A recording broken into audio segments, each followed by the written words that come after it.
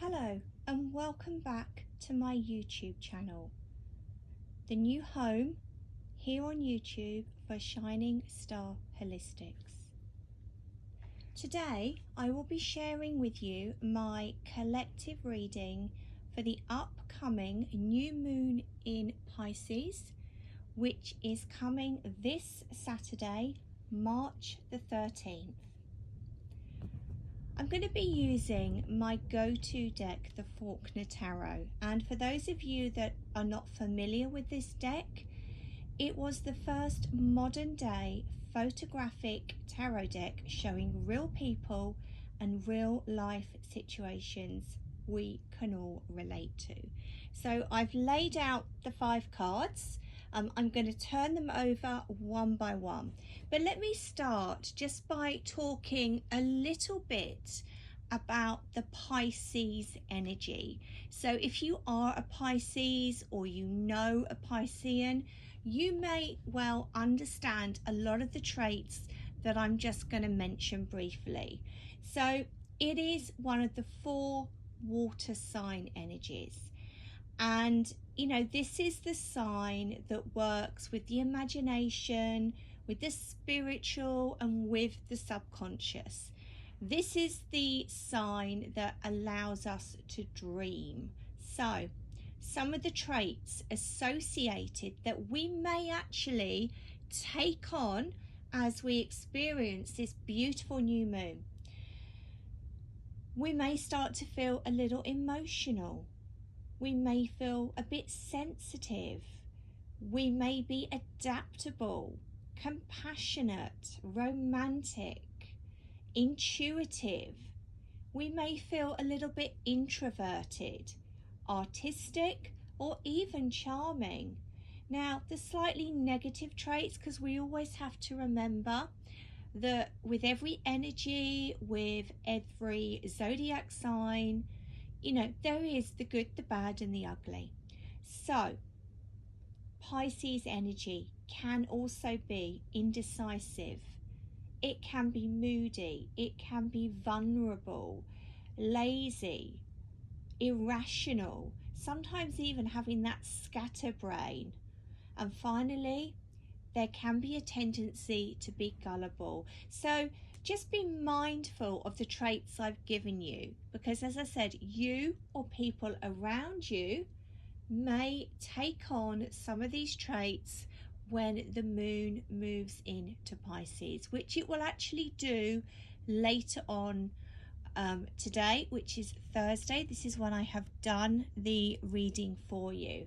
So let's start by turning over some of the cards to see what we need to be focusing on. Okay, so this is card number 1, the Hermit, number 9 in the Major Arcana.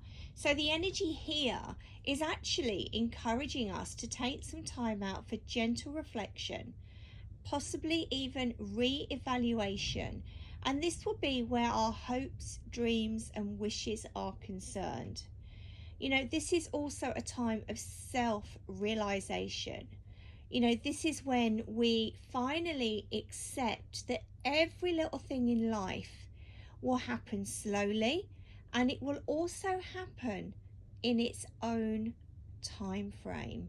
So if you're thinking about writing your wishing moon letter, take some time. Really think about all of those things that you would like to manifest into your world. So beautiful energy there. So I'm going to pop that one back. So now we're going to go on to card number 2. So here we go. Where in life do we need to face our fears? So the 7 of Swords. It's not one of the nicest cards in a tarot deck, but it's a necessary card. So the 7 of Swords is going to relate to the element of air and the mind. So this is the mental process of consciously recognizing and sorting through our own patterns of thought and behavior. So by doing this is going to allow you to see where in life your fears are. But equally important, what do you need to do to face them head on?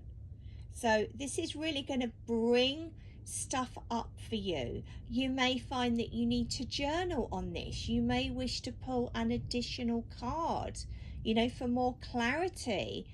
But very much, our fears, our anxiety, our worries, our concerns, all of those things are often just moving around on a little roundabout within our heads. So another element of this card is really about living life on your own terms. So in respect to the question of, where in our life do we need to face our fears, this is about you deciding the route you wish to take. Do you want to face them? Do you just want to pass them by? The choice is yours. This is really a card about doing what you feel is right. So looking at the image, the lady's walking under a ladder, incredibly superstitious. And I, for one, have always been very spiritual, but equally superstitious as well. So that is not an action I would take. But everybody is different. So this is about acknowledging that the way you face your fears isn't going to be the same as the next person. You do this on your terms. So really nice message there. Moving on to card number 3. Oh, the Hierophant. So this is about what energies are starting to surface from our subconscious. Remember, Pisces energy is very intuitive. It's about imagination. It's about the dream state and the subconscious. So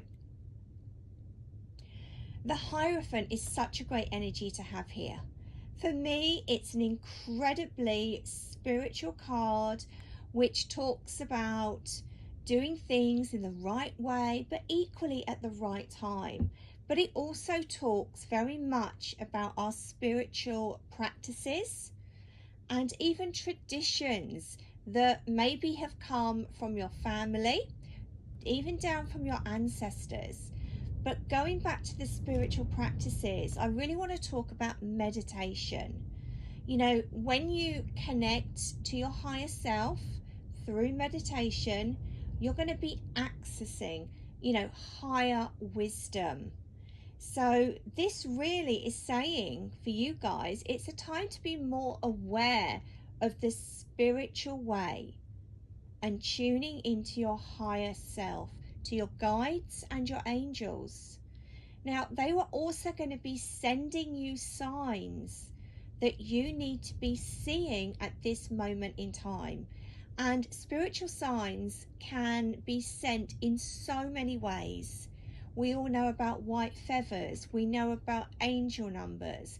But a song on the radio, or even when you press shuffle on, your iPod or your phone, if you're listening in the car. What else? Hearing a conversation and suddenly, your ears prick up because something that's been said resonates. The whole world is actually an oracle. So just by opening your eyes, opening your mind, you can start to be more aware of what your guides, what spirit is trying to get across to you. And if you're anything like me, sometimes I'm so busy, I need a really big notice board that's flashing neon lights. So just start to be aware of the little things. You might see a random animal. Maybe you keep seeing elephants or tigers everywhere you go, on adverts on the TV, in a magazine. Google the spiritual meaning, because I can tell you now it will resonate. So yeah, that is an absolutely amazing card for us to have here. So card number 4. What do we need to do to hear our intuition more clearly? Oh, 10 of Wands. Great card. So we've got the energy of the 10 of Wands. So this is a card, as you can see, he's having a bit of a hissy fit. He's throwing his toys out of the pram, the paper's up in the air. So this is a card that talks about taking on too much responsibility, being overburdened, and quite often we put that burden on ourselves. It's not necessarily the burden that others have placed on our shoulders. So, in reference to the question, what can we do to hear our intuition more clearly? Well, I just want to say we need to slow down. We need to say no to others. We need to be looking and conserving our own energy. And most importantly, for that intuition to come through, we need to have those moments in time when we can allow our minds to be silent so that we can hear the guidance that wishes to come through. So again, in many ways, a lot of this reading has been about embracing some spiritual aspects within your life. You might not be a spiritual person, but just calming your mind, doing a breathing meditation or a mindfulness exercise, taking a walk, allow your mind to clear, and then the answers will always come through. So I love that energy. Perfect. So here we go. Final card. What can we do to bring more self-care around our spiritual practices? So this is the 3rd card from the Major Arcana. So at the end of this reading, I'm going to add the 3 cards up to see what extra message the universe and spirit wishes to pass on today. So the Lovers is another great energy. This is the symbol of spiritual love, but equally our love for the truth. So with this energy coming in around us and being very much connected to the new moon in Pisces, we need to be choosing a path where our self-care can be honored, where it can be actually added into our spiritual or daily practices. So Pisces energy, as I've said, can be very dreamy, very imaginative, very spiritual, very intuitive. So this is actually your opportunity to change up your average working day and regain a sense of balance. Okay, when you look at the card with our lady and our man, there is equal balance of white and black. This is about bringing duality back into your life, particularly where self-care is concerned. For many of us, we've been homeschooling, the kids are at home, we may have been working from home. So quite often, as a mum, our own self-care gets pushed out of the way because there's always something else. But this is your opportunity to really bring it back in. Self-care is essential in my eyes.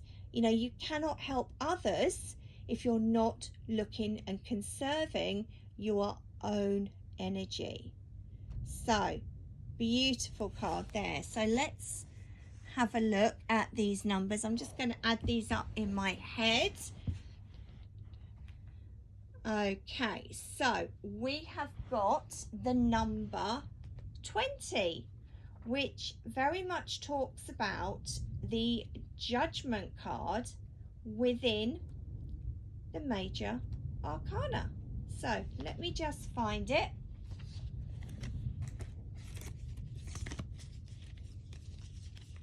Okay, there it is. So our extra message before I pull our oracle card This is Judgment. So this message, this energy is letting us know second chances are there for the taking. This is the opportunity for change and to wipe the slate clean.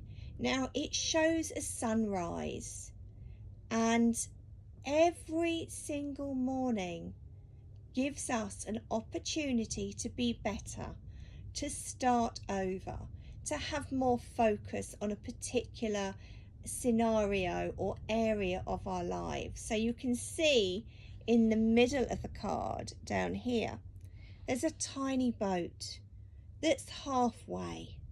The sun is reflecting. There's nothing in its way. There are no obstacles. So the decision is ultimately yours. Do you want to wipe the slate clean, or do you want to stay where you are? So I feel that's very much an extra generalized message for us to add on into the new moon in Pisces. So I'll lay that one down there. Now you will see I have put a oracle card in the middle of this reading. So today I was guided to use the Wisdom of the Oracle deviation cards by Colette Baron Reed. This is a beautiful deck, 52 cards, and I just love the energy. So let's see, what have we got? Oh, okay, makes sense. We have got mending. So this is really, I want to say, the perfect card, and the right cards always come up. I'm sure you'll agree. Whatever energy you're working with, the right card will always show up.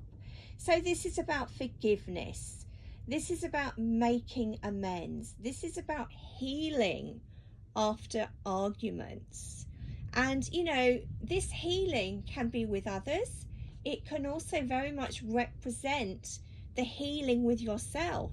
So going back to the self-care, if you've actually been neglecting that, this is the time for you to make amends. This is about healing the pain, healing, you know, those arguments, those resentments. So mend the rifts, heal the wounds, and let go. You know, this is the time with the new moon in Pisces. It's the final new moon of this particular zodiac year. We start again in April with the Aries new moon, and you know, this really is an opportunity to forgive, to release, to make peace, to make amends, and to set yourself free.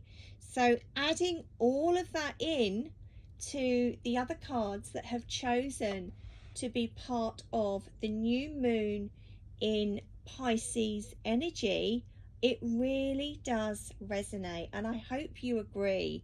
You know, I would love to know, you know, how you found this reading. Does it resonate with you? You know, feel free to leave a comment.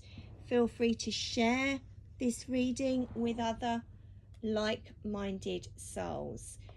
So you can find me on Facebook. I have a profile page with the name Julia Star, or there is my business page, Shining Star Holistics, Wellbeing and Nutrition. You can find me on Instagram, Julia Star Blake.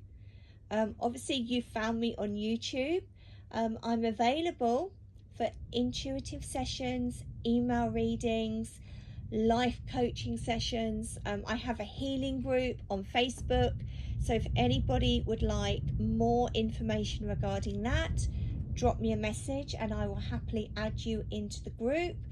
And I run a lot of spiritual workshops. As I've said, I have my spiritual circle, and we're just about to really get in to the brand new magical moon manifesting journey, and it's not too late to join. So if that really speaks to you and you would love to know how you can work with the moon over a 4-week process covering all of her phases, then please do get in touch.